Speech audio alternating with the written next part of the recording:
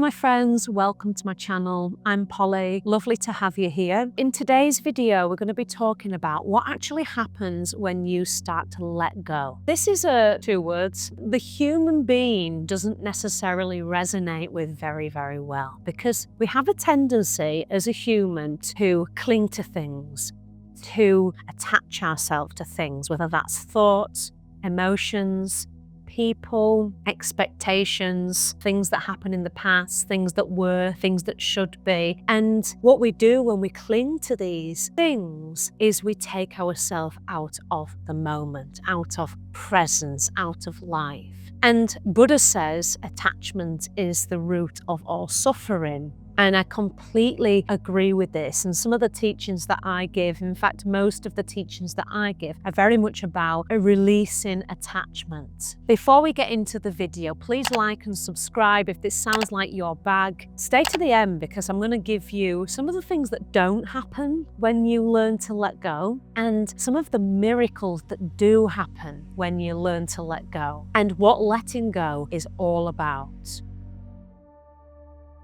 Let's get into the main bulk of the video. In yogic teachings, we refer to letting go with a little word, and that word goes aparigraha. Now, you might have heard of it if you're familiar with yogic teachings, if you're familiar with sort of spirituality and certain yogic philosophy, you might have heard of the word aparigraha. This is a Sanskrit word, and essentially it translates into English as non-greed or non-attachment, or maybe even non-grasping. This really is the art of letting go. And it's something that I have been practicing for 20 odd years as a practice, as I've been a yoga practitioner. Really what I'm working with is essentially letting go, finding the places inside of myself that are not free. So if I'm becoming overly attached to my thoughts, how can I find space between my centeredness, my presence, and my thoughts? If I'm becoming overly attached to my emotions, how can I find some space in between my emotions and my inner self, right? My presence. If I'm becoming attached to an outcome, this is a really big one, an outcome. Let's say I was doing something in my business, for example, and I wanted it to go in a specific way, and it went woo down a completely different path. And I was really attached to the outcome of the path that I had in mind. Then that's going to cause me stress, that's going to cause me suffering. And Buddha says the root of all suffering is attachment. It's true, because when we attach ourselves to our thoughts, when we attach ourselves to our emotions, when we attach ourselves to the way things were in the past, when we attach ourselves to an outcome that we were predicting might happen in the future, when we attach ourselves to a person or our looks, even, or our youth.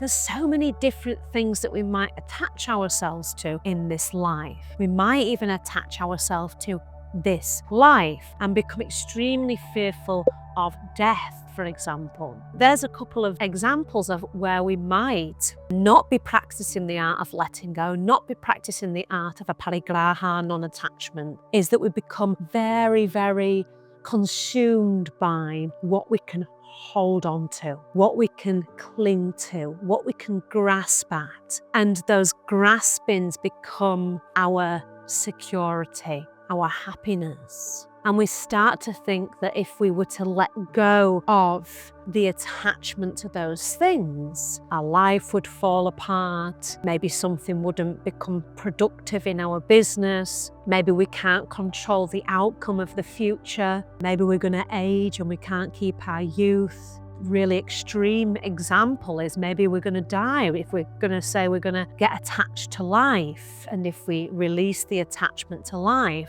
then what happens? Really, attachment is the root of suffering. I want to talk about very quickly, before we get into some deeper examples of where we might attach ourselves to things and how they're causing us suffering in life. First and foremost, Attachment is not the same as detachment. Attachment and non-attachment rather, and detachment are two different things. And let me just explain that before we get deeper into it, because there is a little bit of a misunderstanding when we're talking about how can we become non-attached and how can we detach. Now, non-attachment is about not grasping at things and clinging to things and making those things become the source of our security and happiness in life. Because when we do that, when we attach ourselves to these things, essentially we are looking everywhere else in our life to bring us joy, actually where joy is, and that's in the present moment. We are becoming detached from the present moment when we are attaching ourselves to everything and we're struggling to let go. Whereas when we detach from something, and I suppose both words mean the same in different ways, but if we are detached from something, it's almost like saying, "No, I don't care about it." It's a little bit of a sort of like, "Fuck you." Do you know what I mean? Don't care about it. I'm just going to shut myself down. And what detachment is in that sense is it's detaching from self. It's shutting self down. And that actually takes us away from the present moment. I hope that makes sense. So non-attachment is about coming back into the present moment, observing all of the things that we are clinging to, that we've got this sort of made up theory that when we let go of them and observe them from a distance and make them not the source of our happiness, instead we bring ourselves back to life in the moment, in the nowness, and allow that to be our genuine centeredness, which brings us back to self. When we do that, we start to come back to presence. But when we go, okay, now I'm going to keep everything at a distance. I don't want to be involved in anything. This is more of a detached state. When we start to actually take ourselves out of our body, take ourselves out of the present moment again and cut things out of our life because they are just not serving us, and I need to detach and I need to become just an individualized person without this we-ness, without this experience of wholeness and life. And that can sort of take us out of self. It can take us out of our body, out of the present moment, and it can make us shut down our feelings, shut down our emotions, become more numb to something. Non-attachment and the art of letting go, aparigraha, is not about becoming numb to the thing. It's not about becoming numb to our emotions. It's not about becoming numb to our thoughts. It's not about becoming numb to people around us and our partners or ourselves or all of these different things. It's not about becoming numb. It's not about becoming numb to life.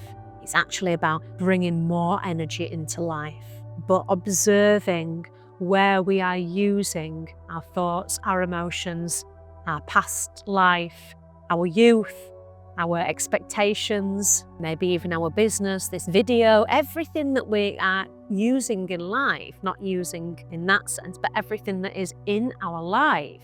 Where are we using those things to make us have a sense of security and happiness instead of it coming from the depth of self? Whereas detachment is about, okay, how can I take myself out of the situations, numb the situations, numb the emotions, get rid of everything, numb my thoughts, escape from myself and escape the situation. They're both very, very different things, as you can see. So let's talk about non-attachment and letting go, the art of letting go.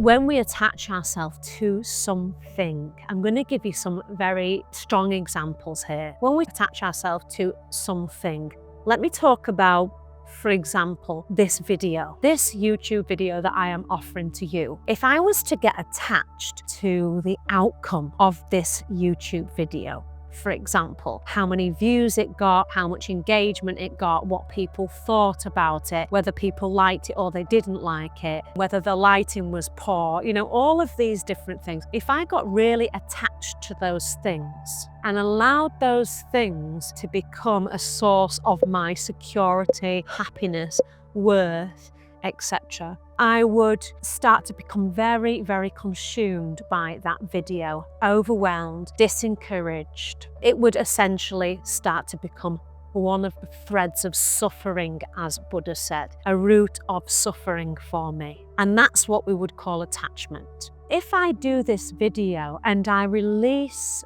the attachment to the outcome, the attachment of what people think about me, the attachment of what people think about my backdrop, the attachment of what people might comment on the video, how much engagement it gets, whether people like it or they hate it, all these things. If I'm forming my worthiness on how people perceive me and my video and how well it's going to do, if that's where I'm attaching my worthiness and my happiness and my security to, I'm going to become extremely unhappy. It's a state of suffering. Now, that's just one example. It's just one example, one tiny little example of all of the things that are going on in my daily life, in your daily life. Now, imagine if we bring that little example out and all of the other things that we might attach ourselves to, other forms of social media and putting ourselves out there, attaching our happiness to the validation from others. Imagine if every single emotion that I had or you had or we had in our life,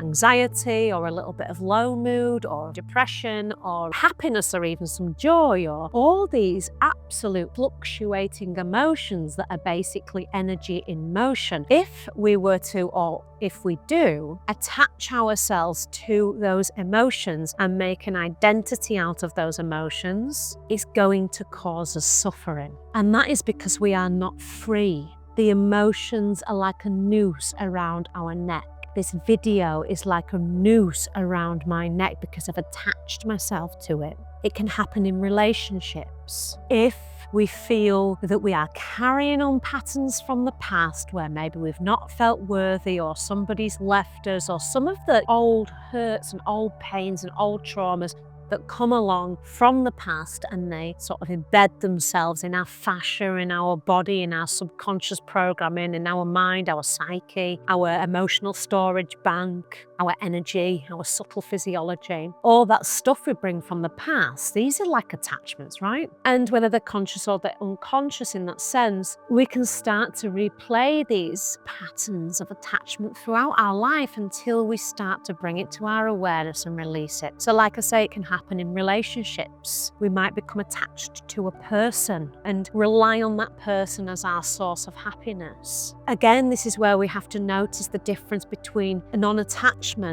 and detachment. So when we're learning to become aware that, oh, maybe I am actually using something or somebody or an emotion as a source of identity, a source of happiness, a source of security, instead of actually coming back to presence and vibrating from life and allowing that person to be in life with you as another free soul, then if we've recognized that we've used various things in this way, not that we're bad people for doing it, we all do it. We all do it in many different ways. But when it comes to our awareness, it's not that we are letting go of the person. Yeah, it's not that we need to get rid of those people out of our life and get rid of those emotions and get rid of those thoughts and detach ourselves from everything. That's not what it's about. It's about bringing ourselves back to presence and recognizing where we are not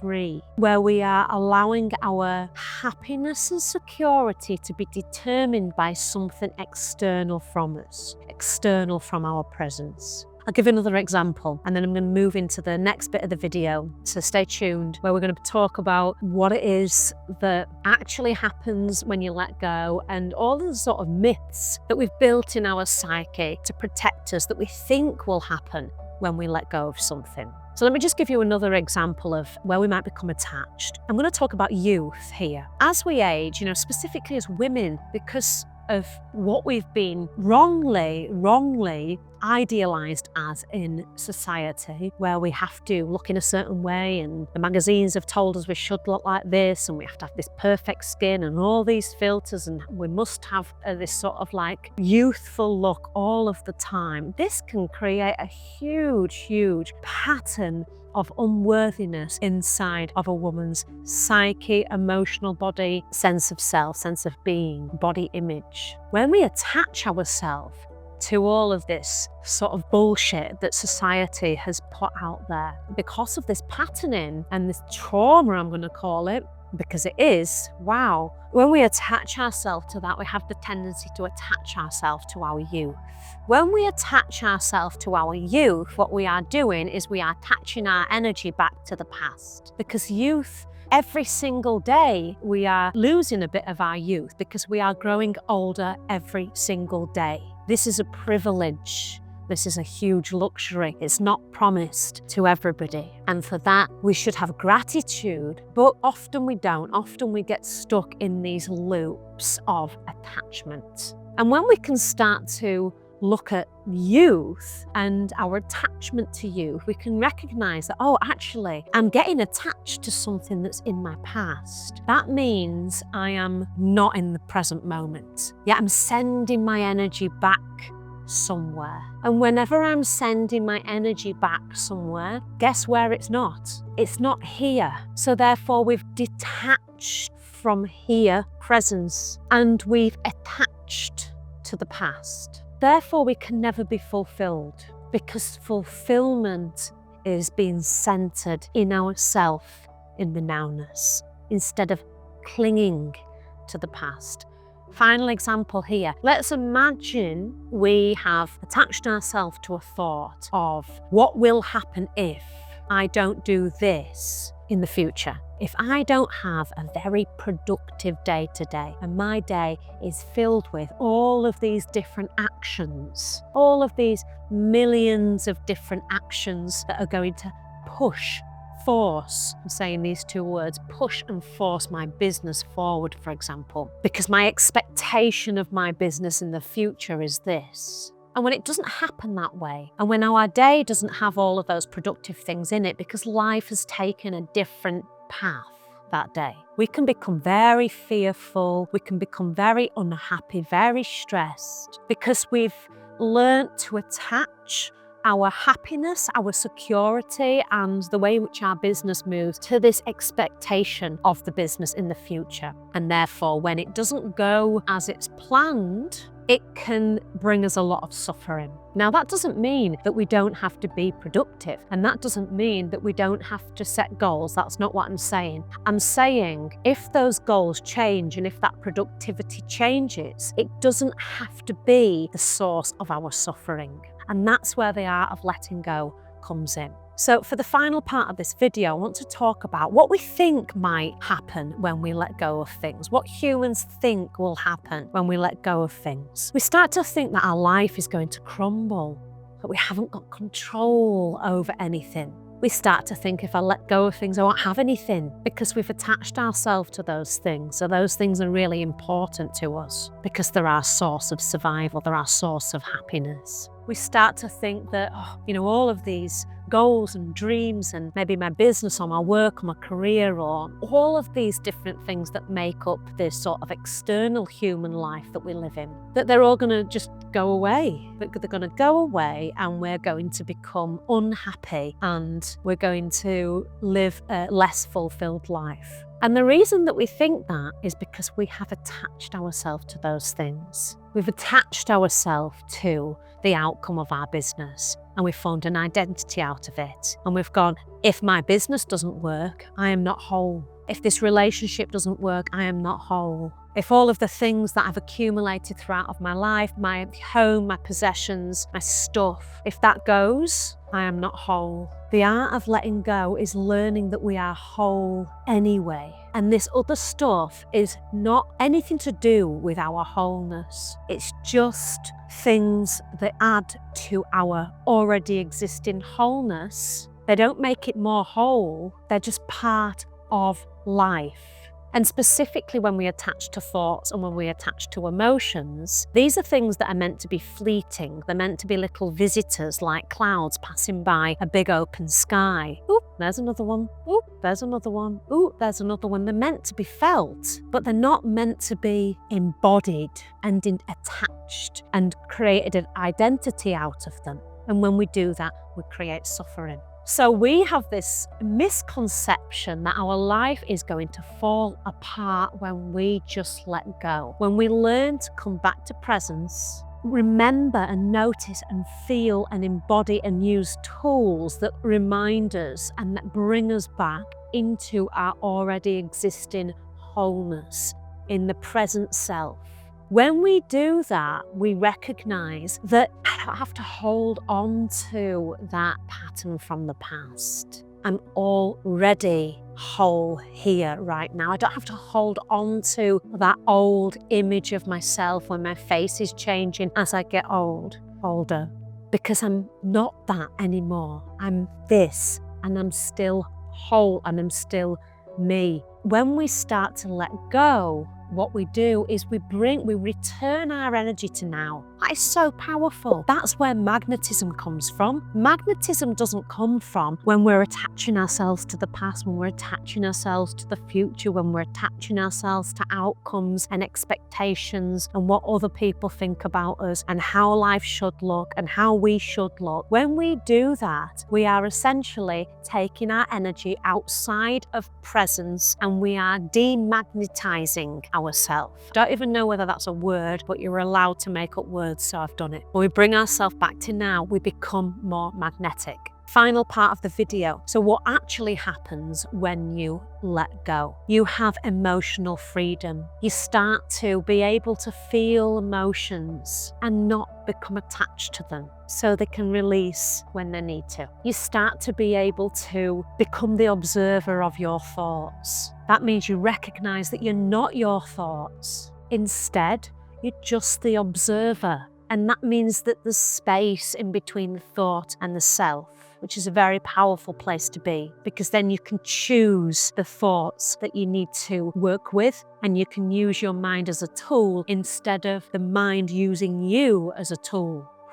You can have clarity in that way. If we are continuously in mind fog because our thoughts and our mind is using us as a tool, we don't have clarity, we're very clouded. There's no space there for us to be able to use the mind as a powerful tool, as a tool for our soul's journey. We redirect our energy back to now. When we let go, we redirect our energy back to now, the only place life exists. And when we do that, we become magnetic.